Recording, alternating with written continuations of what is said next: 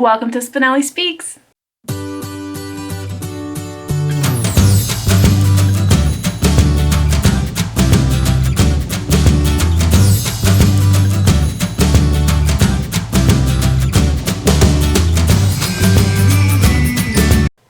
Danny here, and I am right back at you with some more reorganizing of my bookshelves. If you haven't been here before, I hope you're going to hit that subscribe button and that notification bell, because if you don't hit that bell, how do you know I'm going to be posting videos? If you've been here before, you know that this is part 3 of my reorganizing. And is that a onesie you're wearing, Danny? Hell yeah! Gryffindor all the way. Nice little onesie with my little Harry Potter tie and whatnot. It doesn't have any feet, but that's okay. So I'm going to be doing 2 shelves today, because the shelf that has my Harry Potter books on it, there's only a few books on there. So why not just keep on going up the shelves and show you some more in one video? So let's get right onto it, because you know these videos get long. So for my Harry Potter shelf here, the glory it is to be, I have a couple of different things on this shelf. First being a gift I got from my brother a couple of years ago, which I super duper love, is a script to Harry Potter and the Philosopher's Stone, signed by all of the main characters. Now this is a copy, so it's not actually there like if I lick my finger and it's their signature. However, still very awesome. So this is actually the script to the movie. So it has all of that, some notes in there as well. And then it has signatures by the cast. So that was a super fun gift. I loved that. So that was for my brother Ricky, and yay, I just love this. So this is on my Harry Potter shelf. Next being here on the Harry Potter shelf is Harry Potter: A Journey Through the History of Magic. So this is a book that is from, it talks about the exhibit at the British Library, and in here it just kind of goes lots of really great artwork, different things from the books themselves, and different pictures and depictions, and it's just a beautiful, beautiful book. This is actually not mine to keep. It's actually my stepdaughter's, but she got this for her birthday. When she was 11, I did a Harry Potter themed birthday, hence the onesie, and we did everything Harry Potter. I had butterbeer, I had all the different candies, I made wands for all of the kids, we did the sorting hat, and everyone was put into houses. It was so fun. It was the best birthday ever. All of the invitations looked like tickets onto the train, and it was just like, oh my gosh, it was so much fun. So anywho, she got this for that birthday, so that's there on my shelf as well. Then she also got the Unofficial Guide to Crafting the World of Harry Potter. So there's 30 magical crafts in this book. Lots of really cool things. You can see here's the monster book made into a tablet cover. So lots of really cool ideas in here. She also got that for her birthday that year. So we have those 2 books.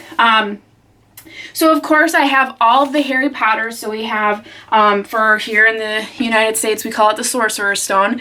So we have Sorcerer's Stone, Chamber of Secrets, Prisoner of Azkaban, Goblet of Fire, you know all of them. The Order of the Phoenix is actually downstairs. We are currently reading those. So my stepdaughter hasn't actually read any of the Harry Potters until this girl came along. Yeah, that's right, I got her into Harry Potter. So we do them aloud. So I read all of the books to her aloud, and right now we're in the 5th book. So we are in the Order of the Phoenix, and we're about a little more than halfway through. We're actually going to be reading a little bit of that tonight during the cozy reading night that Lauren from Lauren in the Books has hosting. So I'm excited to do that as well, because we really need to get through that book so we can watch the movie and start on the 6th book. So those are all here as well. Then I also have Tales of Beedle and the Bard by J.K. Rowling. This is those little stories that we find in the 6th book, I believe, but very short, very cute. I like that as well. So that's on the shelf.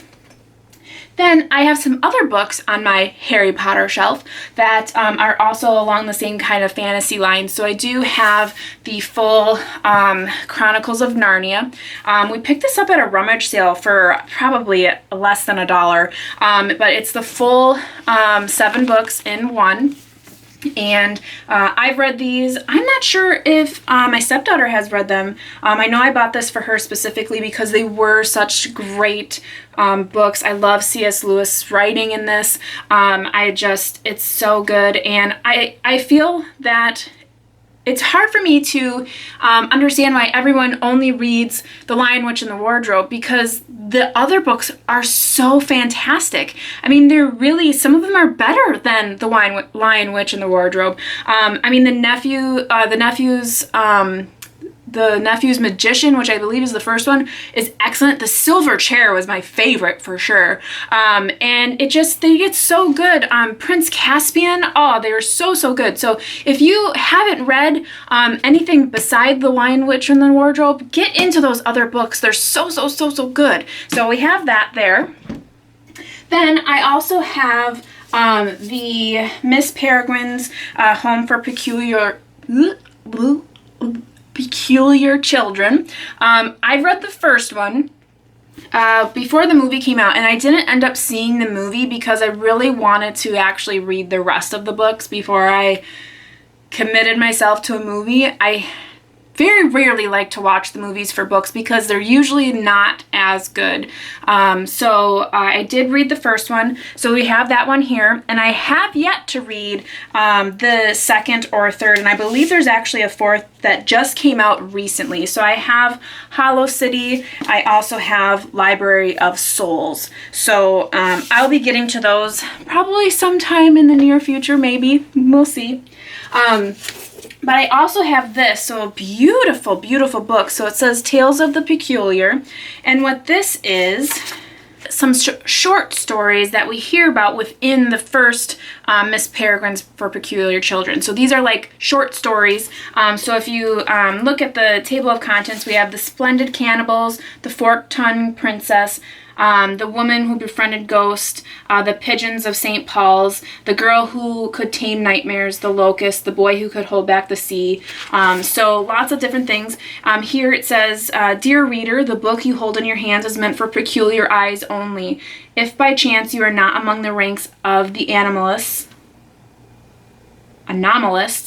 in other words, if you don't find yourself floating out of bed in the middle of the night because you forgot to tie yourself to the mattress, sprouting flames from the palms of your hands at inappropriate times, or chewing food with the mouth in the back of your head, then please put this book back where you found it at once and forget this ever happened. Don't worry, you won't be missing anything. I'm sure you'd only find the stories contained herein strange, distressing, and altogether not your liking.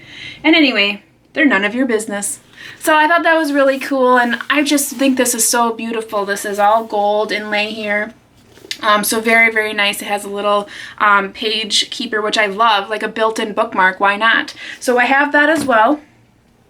And then on the corner here, which I'll probably move, for some of you who have watched my previous videos, you know that I'm a big Series of Unfortunate Events fan, and I'm going to probably be doing a series for the Series of Unfortunate Events. But this here is called the Beatrice Letters, and it's a canyon set of it's kind of like a file. So if you know anything about Series of Unfortunate Events, you know that it's kind of a conspiracy, talks about secret societies. So these are these letters that the narrator talk about between him and a woman who is supposedly his love interest named Beatrice.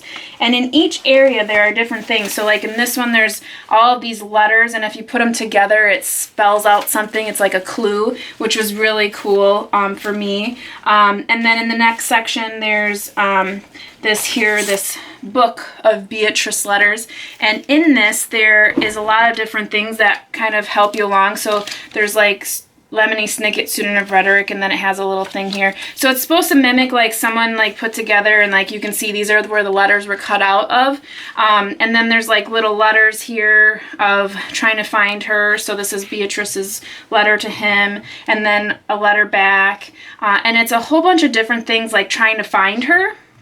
So it's very, very fun. I really liked that a lot when I first got it. I was like so into it at the time. So I'll have a lot of fun going back into that when I reread all of those books there. So that's that. And that is my Harry Potter shelf. So that's everything that I kind of designated on that shelf of my very favorite books and that kind of thing. So that's that there. So on to my second shelf in my bookshelf reorganizing. So I'll take these off and redo it. I'm actually going to be redoing my whole room, so it might not even look like this when I get it all put together. But the next shelf, here we go. Let's just keep on the J.K. Rowling track. And I have her book here, The Casual Vacancy. So I saw this somewhere. I think maybe it was at a church that was selling books. So I got it there. A friend of mine had read it and she said it was pretty good. And it being from J.K. Rowling, when you're such a Harry Potter fan, you really want to find anything else by the author. So I thought I would pick it up. From what I recall, this is about a voting or something. But here it says, when Barry Fairbrother dies in his early 40s, the town of Padford is left in shock. Padford is seemingly an English idyll, with a cobbled market square and an ancient abbey, but what lies behind the pretty facade is a town at war. Rich at war with poor, teenagers at war with their parents, wives at war with their husbands, teachers at war with their pupils. Padford is not what it first seems. And the empty seat left by Barry on the parish council soon becomes the catalyst for the biggest war the town has yet seen. Who will triumph in an election fraught with passion, duplicity, and unexpected revelations? So it sounds really interesting. It's a pretty good sized book. I love the cover. It's so just smack, right? It's like a tally for voting, and the yellow is really nice too. So that's on my bookshelf there. I'm going to be running out of room to put all these books. So I'm actually standing right now, so I can't just sit on the floor. But anywho, so we'll just keep on going. So I have Philip Pullman's The Golden Compass. So this is his Dark Materials, book 1. As you can see, I have not gotten very far into this, and I got this a very long while ago. I can tell you this bookstore doesn't even exist anymore. So wanted to read this now that he's come out with a ton of other books within that same series, and they have been making so many like Netflix, or I believe is it Amazon, that there is a new series for that. I probably should get into that, and I will at some point. I don't know if I'm going to have time this year because I have so many other books to read, but that is definitely something that I need to put on my TBR. So like I did last time, I'll make piles of books that will go. I was kind of organizing them as classic to be read and classic read, and then regular books to be read and regular books that I have read. So I'll continuously combine those because, like I said, I'm going to be moving everything around in here anyways. So The Alchemist, Secrets of the Immortal Nicholas Flamel. Okay, the only reason why I got this book is because it says Nicholas Flamel on it, and Harry Potter and the Sorcerer's Stone, or the Philosopher's Stone, they refer to this Nicholas Flamel, so of course I had to pick this up. Have I read it yet? No. So, it's gonna go on my TBR.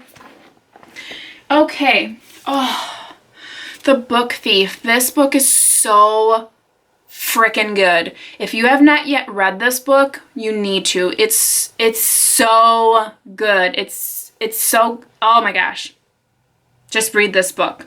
It is about a young girl in Germany during World War II, during bombings, kind of understanding that whole time, who are friends, who are enemies, and her,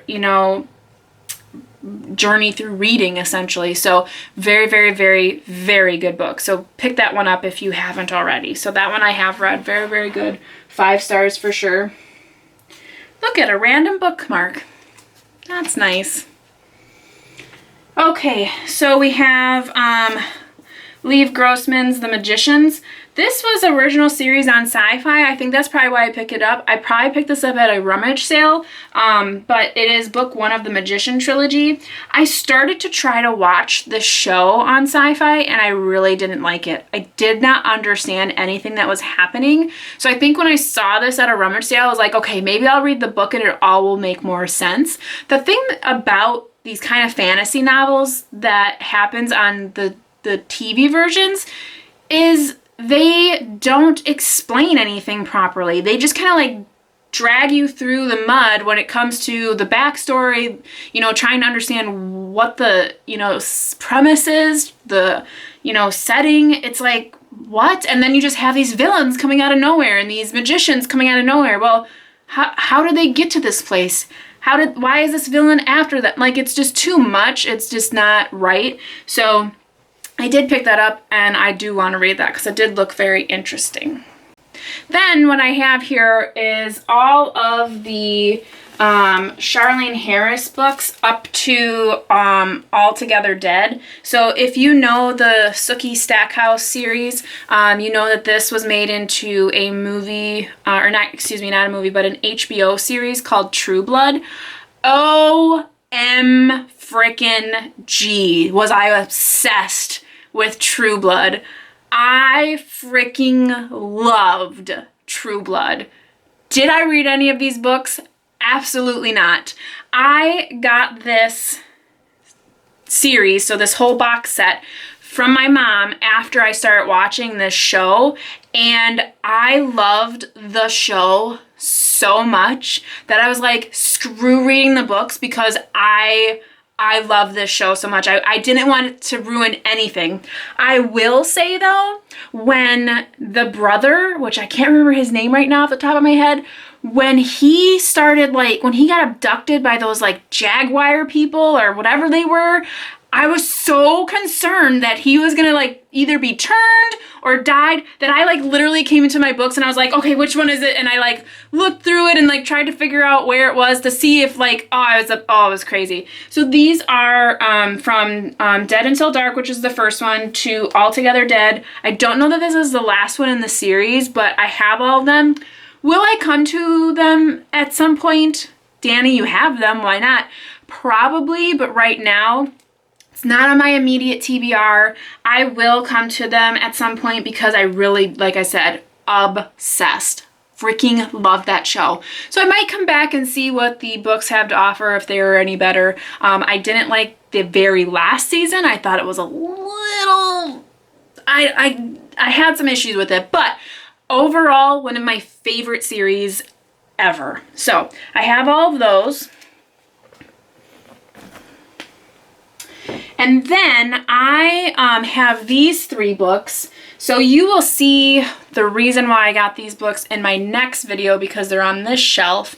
But I have the Anita Blake Vampire Hunter books. So they are, I have like the first 3.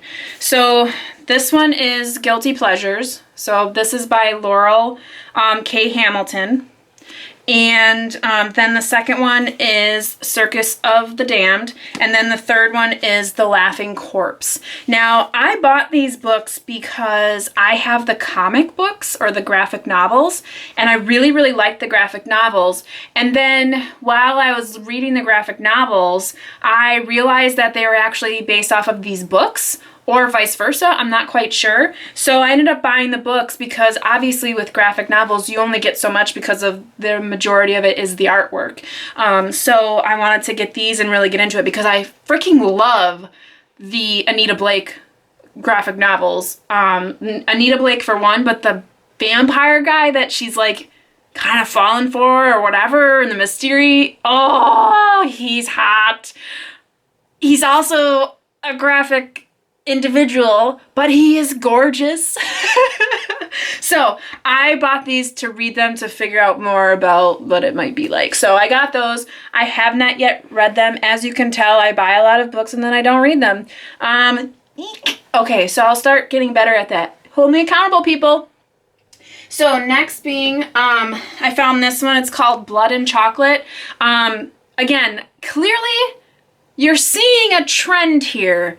Danny likes vampires. So Danny bought Blood and Chocolate. Now, do I like chocolate? Fuck no. Excuse my language. I do not like chocolate. It's disgusting. I will eat it sometimes, like if I have a real bad craving, and I'll eat it, and as soon as it's in my mouth, I'm like, this is gross. And everyone's gonna have an issue with that. Danny, how do you not like chocolate? Because people, okay, you put a piece of chocolate in your mouth, and it just like coats your entire mouth, your teeth, everything, and then you're like, it's like peanut butter. You're trying to get it out of there, and you're just swallowing. Ugh, it's... Ugh. Okay, so anyways, this has vampires in it, so I'll let go of the chocolate part.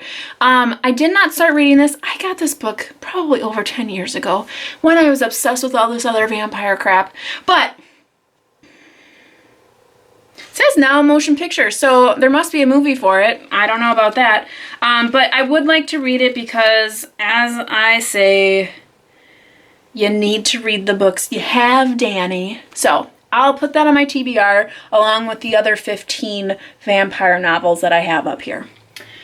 So, Anne Rice, Pandora, another vampire novel. So I probably found this again at that same bookstore, and this is not in order. I think Interview with a Vampire is the first one, but this follows along with all of those same characters. But this says New Tales of the Vampires, and this is following one that's called Pandora. If you've read this book, let me know. I probably picked it up along with all of these other vampire-y books because I was obsessed with vampires, and I still really do like vampires, but I kind of got away from that. I've been reading a lot more contemporary lately, but maybe I'll go through like one whole month where it's just all vampires. That's something to think about. So we're gonna go ahead and put that up, this very tall pile here of all of these vampire books.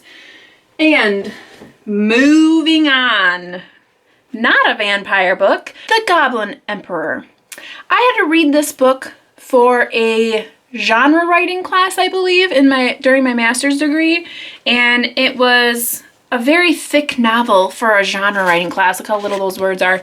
But we read this book to understand more about world building. So as a writer, especially for fantasy, but really along any kind of storyline, you have to do some world building. And it gets more intense the more made up your world is. So with this was a completely different kind of world. It had goblins and fairies and elves and all that kind of thing. And what this is about is a young goblin person, probably I think he was 16 or 18 years old, who was basically a servant for a lot of his life. He was the son of one of the second wives of this goblin emperor. Well, the emperor dies, and through whatever line of succession, he is now the emperor, but he has not lived a privileged life. So it's kind of him coming into, what that all means. And he has these bodyguards, and there's magic involved, and it's him understanding, and it's him coming in and changing things. And then there's assassination attempts, and going in, I was like, this book is gonna be boring as shit. But let me tell y'all, I actually really liked it. I was really surprised because for me I'm not a big Hobbit fan. I'm not a big Lord of the Rings fan. That kind of stuff is not really up my alley. I'm more fantasy on the real magic, the Chronicles of Narnia, Harry Potter, and then vampires, clearly. But this, I really liked, and I think it was because, one, I was able to talk about it with intelligent people who are also reading the book, so really seeing different perspectives, but also the way in which this writer, Catherine Addison, writes. I was very wow. I really was just thrown back by how much I actually really liked it. And nice thing to know, she's from Wisconsin. So that's probably another reason why I liked it, because she's from my home state. So boom shakalaka. So if you haven't read this book, go ahead and get that and read this one too. I do believe it is a series, so I think there is one after this or two after this, but definitely look into that. I might be looking into that. I don't know about this year, but maybe. So I have read. So out of that whole shelf so far, I've got 2 that I read. Next, I have a book that is on my shelf, not so much for me, but for my stepdaughter. It's R.L. Stine's Fear Street series. This one's called Halloween Party. The only reason why it's on my shelf is because it's a signed copy, and we want to take care of our signed copies. About 2 years ago, either last year or 2 years ago, one of the book festivals locally, R.L. Stine was a speaker, so this bitch was there. Yep. Ooh, I'm getting cursy in this video. You guys gotta calm me down. I can't be cursing all the time.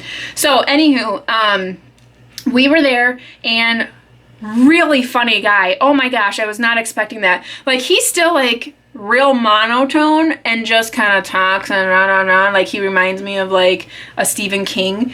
But hilarious. Like, he was making jokes the whole time. Like, it was really good. I really enjoyed his little speech there, talking about, you know, when he was a little boy and, you know, coming into writing and the authors that really inspired him, and just how he became such an icon in the writing world. So this is only on my shelf because it's a signed copy, and we want to make sure that our signed copies are taken very well care of. So that's there. Then I have this here. This is I Am Legend. If you recall, I don't like getting the copies that have the movie cover, but at the time I had only saw this there. But this is made into a movie with Will Smith. For anyone who has read this story, it is not anything like, so it's like a novella or like a short story. So this isn't the whole book. There's more in the back that are different, but it is nothing like the movie. So the novella is like, the plot is similar, but it is not at all like the movie. I would say it's probably the most they got from it is that, 1, there's a lonely guy, and 2, there's some weird people that he needs to stay away from. Like, that's it. So, it's okay. It wasn't my favorite. It was hard to read for me at the time. I think if I were to reread it, maybe it'd be a little bit different, but overall, I wasn't impressed by it, and I definitely was not impressed by the movie. So, that's all I'm going to say about that one, because I don't want to waste time on books I didn't really like. Why am I not getting rid of that? Because I don't want to. So then, on this side, we have one book that I read with my book club last year, Night Circus by Erin Morgenstern, and really good. Really good book. I went in not really expecting anything. Typically for my book club books, I don't read too much about the book before we read it, because we're going to read it, so why get in any things that don't matter before reading it. But really liked this book a lot. Not what I was expecting, like I said, and overall was really pleased with the storyline. I wouldn't say I liked the ending. However, I was pleased that it was an ending that I did not expect. So I liked that part. It's about 2 people who are basically supposed to be competing against one another to show that their type of magic is better than the others. And they end up falling in love, essentially, and trying to figure out how, because essentially this competition is supposed to end in one of them dying. So it's all about that, and that's all I'm going to leave it to, because I don't want to give any spoilers away, but it's very, very, very, very good. So I really liked that one as well. Then the last couple of books here on my shelf, and these are just these ropes and my medal. This is just, I graduated with my master's degree with distinction, which means I had a 4.0. So not to rub it in or anything, but this is my little medal to say I got a 4.0, and this is also, actually this is because I was on I'm on some kind of society, something Greek. I don't know, I can't remember, guys, but I know it was this past summer, but so that's what that's all about. Move that out of the way. So the last stuff that's on these shelves is actually my Twilight series. I actually don't have the Twilight book, the first one. And I think it's because when I read Twilight, the first one, I think I had borrowed it from a friend and then I had to give it back, and I liked it so much then that my brother bought me the second one. So he bought me New Moon, and then when they came out, then I bought the second two, which is Eclipse and Breaking Dawn. So this is in paperback, but then when I had to buy the other two because I wanted them as they came out, they're in hardcover, which I don't like that that's the case. And so I've been trying to look for Twilight, the first book, and I want to get it in paperback because then I have two in paperback and two in hardcover. I know I'm weird, get over it. But what I've been finding is I can't find any paperback Twilights that aren't the effing movie cover. I don't want the movie cover, people. I want the actual books, the actual author's artwork. I don't want your movie cover, okay? Because I've seen it everywhere. I've seen this book everywhere. Every time I go to Goodwill, every time I go to like St. Vinny's or Bethesda, they have a Twilight book there. And it's in paperback and it's in great condition. But guess what? It has the movie cover on it. I don't want the movie cover. So needless to say, I'm not getting it until I find what I want. So I only have the last three, which is fine. And then I also, which you may have saw this in a different video, I had picked up the short second life of Bree Tanner, which is the novella that came out of the third book, which is Eclipse. So I have not read this one. I didn't even know it existed up until I found it in that book haul. So I will want to read this. Will I ever reread any of the Twilight books? No. Twilight is for young adult people. And I was a young adult when I read it, and I can remember back, and I went to every midnight showing of that damn movie. And those movies were so freaking dumb. However, your obsession with these books branch in to the movies, so you can't help yourself but go. But do I consider wanting to read them again? No. Why do you keep them, Danny?